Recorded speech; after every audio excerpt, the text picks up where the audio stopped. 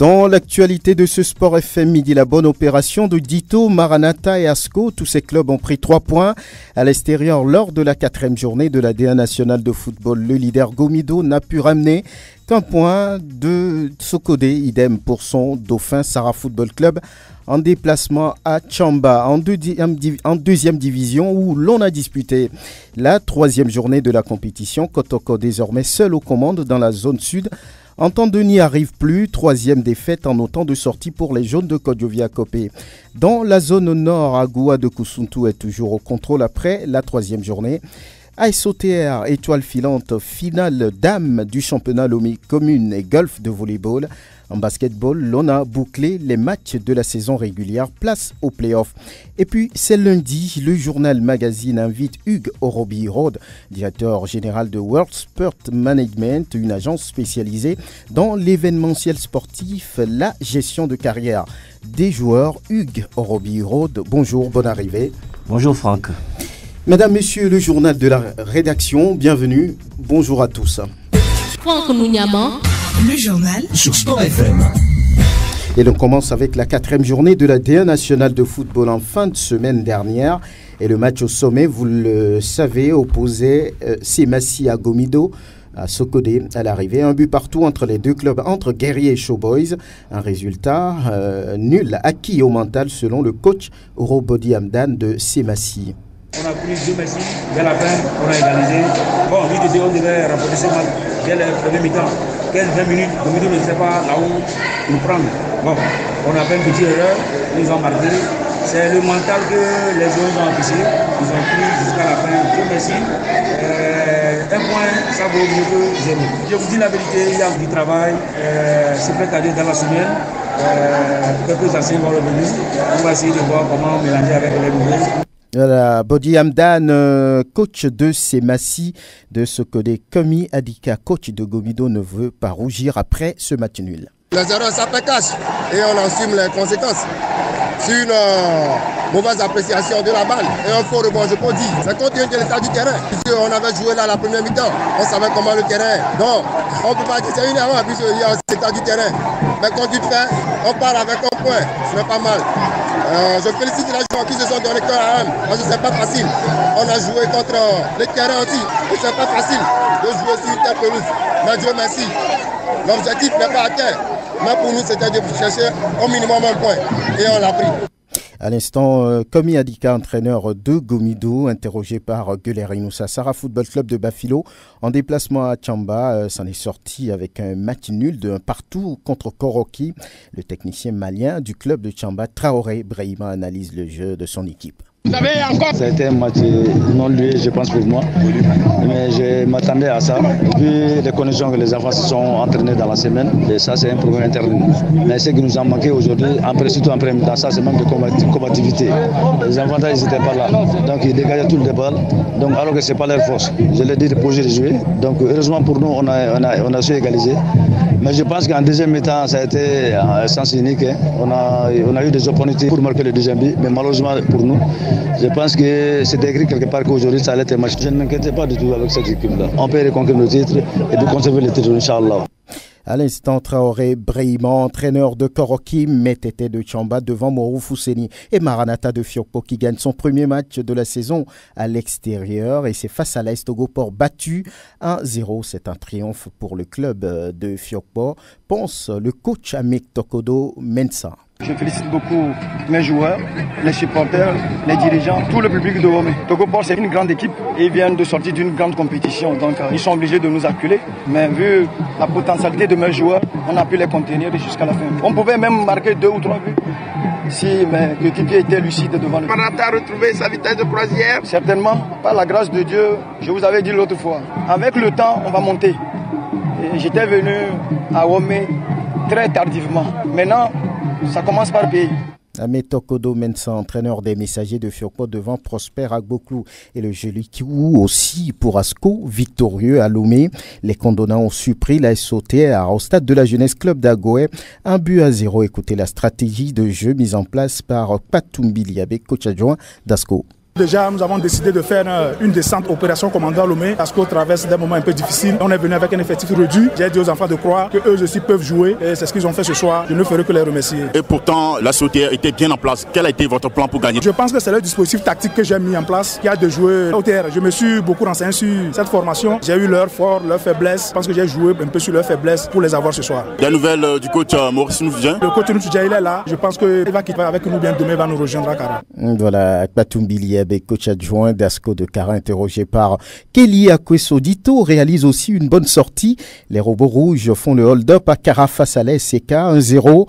Une déception pour Bouraïma Kaboré, entraîneur des conducteurs de la COSA. Puis quand même la production de mes enfants, je pense qu'on avait notre numéro 10. Vu la première mi-temps, vu les occasions qu'on a vendangées, le ballon qu'on a raté, c'est triste, ça fait très mal.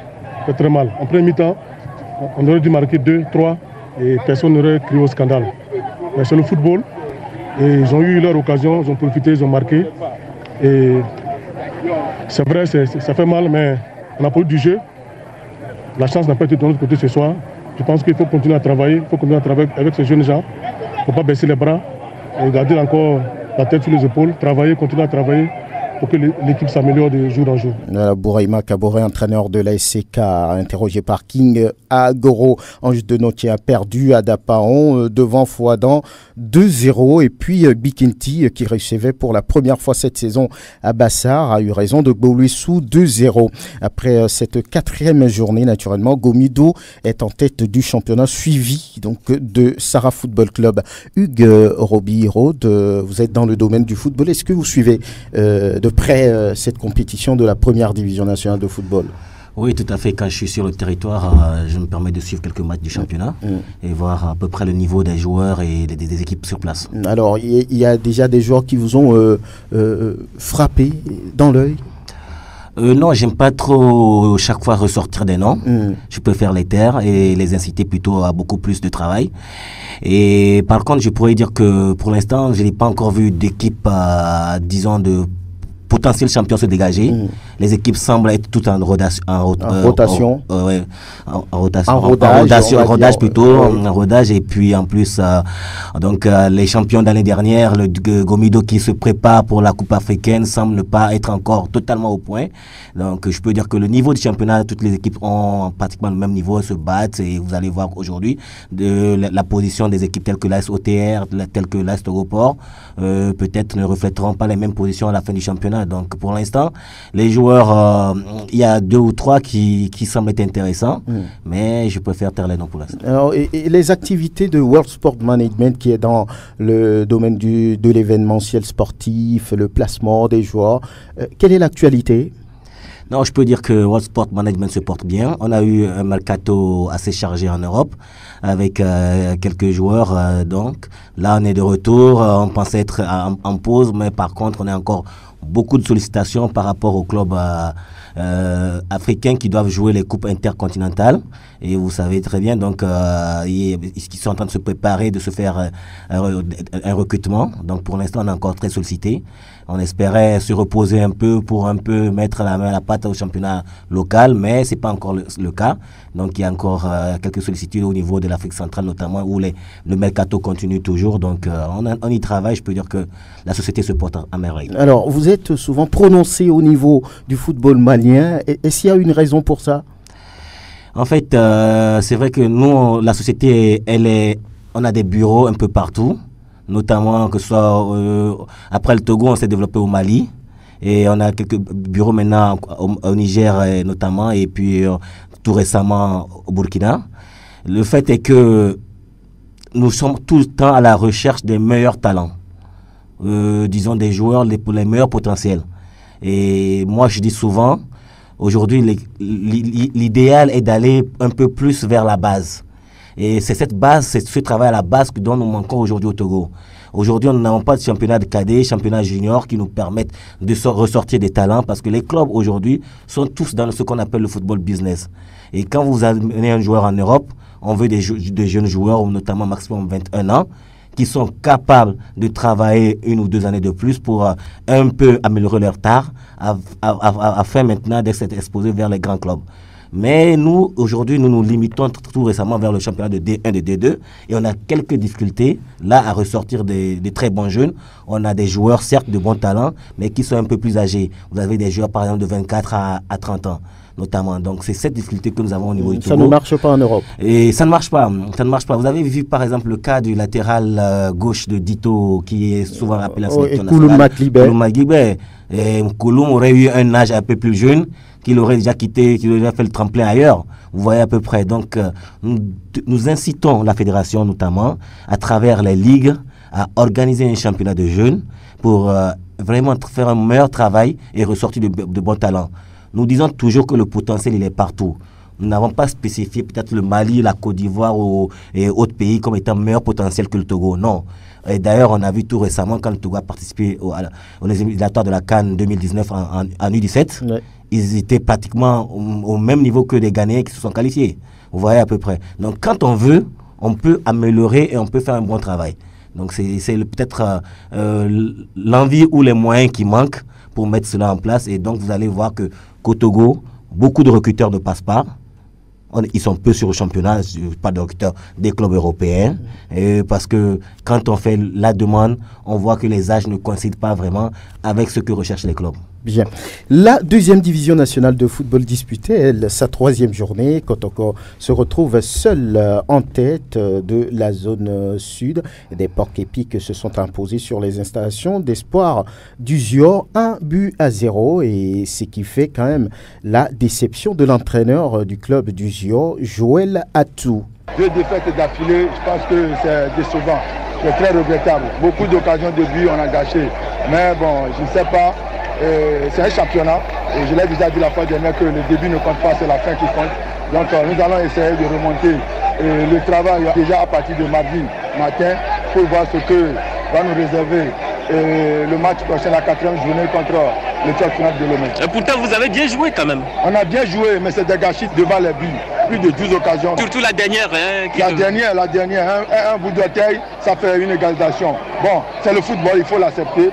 Joël Atou, entraîneur d'Espoir d'Uzio, interrogé par Franco Roccotti à Gaza, fait un bon déplacement à Badou. Les Verts de Tocoin assurent l'essentiel chez l'ours de la localité, 1-0. Et Arabia Football Club ne rate pas l'occasion d'engranger 3 nouveaux points. Le club de Tabligo s'est imposé à domicile devant l'Entente de 2-1. Une 3e défaite de rang en autant de matchs difficiles à digérer pour Amenito Akwete. Les 3 matchs, on a joué de bons matchs. Mais je ne sais pas si le vraiment ailleurs. C'est-à-dire? Je ne sais pas si le vraiment ailleurs. Il y a des bouteilles que j'en ai de mettre. On joue, mais suite à des erreurs, on prend des buts et on vient difficilement. C'est ma personne, moi je suis prêt à déposer le tablier. Est-ce que par moment aussi, ce sont vos joueurs qui ne mouillent pas le maillot ou c'est un problème de motivation?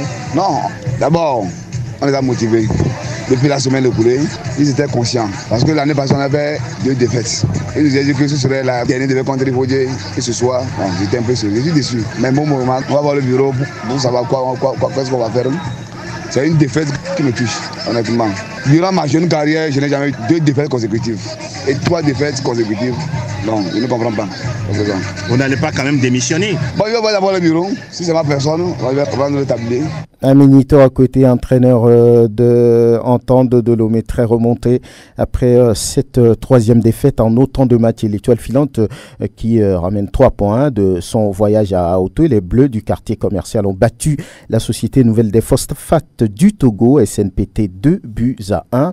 Un revers difficile à expliquer pour Ben Tété Adiakba, coach de la SNPT. On a joué aujourd'hui, je ne peux pas expliquer ce qui s'est passé.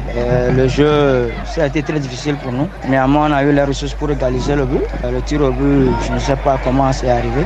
Bon, c'est le foot, donc on va essayer de nous corriger pour un lendemain meilleur. Tes poulains étaient trop brouillons dans la finition, également en défense. Techniquement, quelle en est la cause? Vraiment, aujourd'hui, il y a eu beaucoup de déchets techniques. On a commencé le jeu par rapport à mon défenseur central qui n'a pas tenu.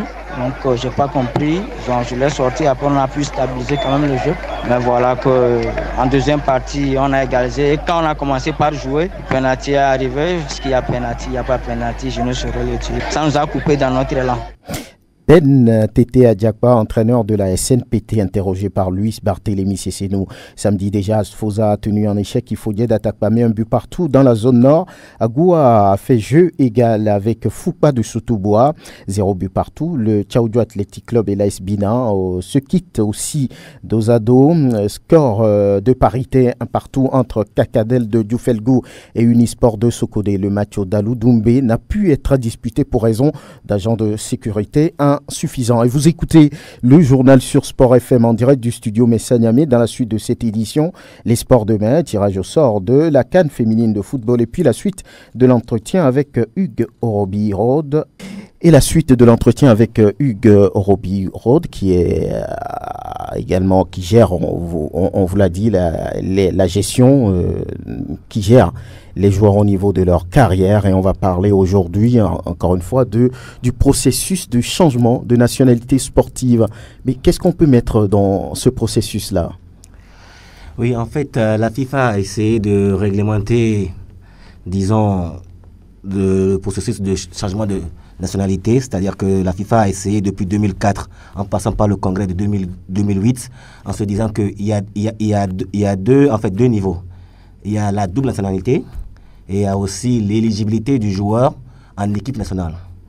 Donc, concernant la double nationalité, il se pourrait que des joueurs ayant déjà évolué pour une sélection nationale dans des catégories assez inférieures ou lors des matchs amicaux de l'équipe A puissent changer de nationalité. Et sportive surtout. Oui. Et donc aussi, ce qu'il y a aussi, il y a l'éligibilité des joueurs n'ayant jamais participé à un match en équipe nationale pour leur pays d'origine. Donc on se retrouve un peu dans ça, parce que surtout au congrès de 2008, la FIFA s'est dit qu'il y avait trop de dérives, trop d'abus, et en mettant notamment en exergue des pays comme le Qatar et le Togo, qui ont naturalisé certains joueurs. Vous savez qu'au Togo, ici, il est passé par plus de 6 Brésiliens qui ont eu à disputer des matchs pour le Togo. Pour le Togo lors des éliminatoires de la CAN 2004 et puis de la Coupe du Monde 2006. Donc tout cela a fait que maintenant, la FIFA a mis en place des règles assez draconiennes pour pouvoir, disons, contrôler le domaine. Donc il se fait qu'aujourd'hui, surtout pour le cas d'éligibilité des joueurs, pour pouvoir changer, disons, de nationalité sportive, il y a au moins 4 règles très importantes pour lesquelles il faut répondre.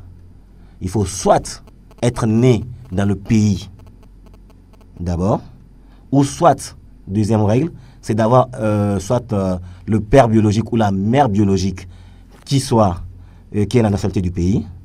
Troisième, c'est soit l'un des grands-parents biologiques qui est la nationalité. Et la dernière règle en soi, c'est qu'il faut qu'après 18 ans, avoir au moins vécu 5 années successives dans ce pays-là.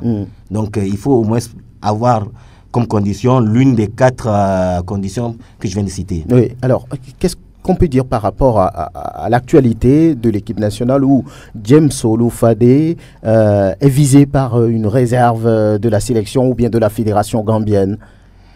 Effectivement, James Oloufadé, nous avons entendu parler qu'il y a une certaine réserve qui est portée contre lui. Nous ne maîtrisons pas tout le contour du dossier. Parce que nous avons quand même appris qu'il a une double nationalité, celle nigériane et celle togolaise. Oui. Et qui se fait que James Oloufadé soit né en 1994.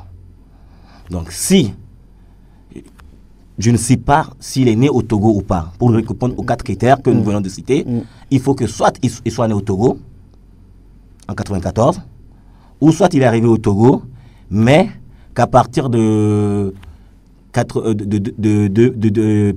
partir de 2012, qu'il ait vécu 5 années successives au Togo. 5 années révolues au Togo. Bon, donc c'est pour dire que il faut que c'est la fédération, parce que les Gambiens disent qu'ils ont le passeport nigérien, avec lequel il s'est inscrit dans une compétition africaine. En 2016.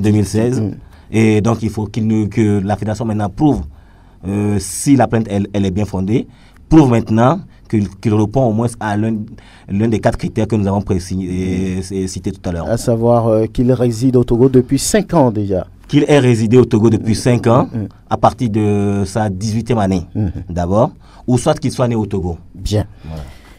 Le volleyball, comme on va continuer ce journal et on a connu les deux équipes qualifiées pour la finale du championnat de la Ligue Lomé Commune et Golf. En première demi-finale disputée samedi, la SOTR a dominé 3-7-0 Doves.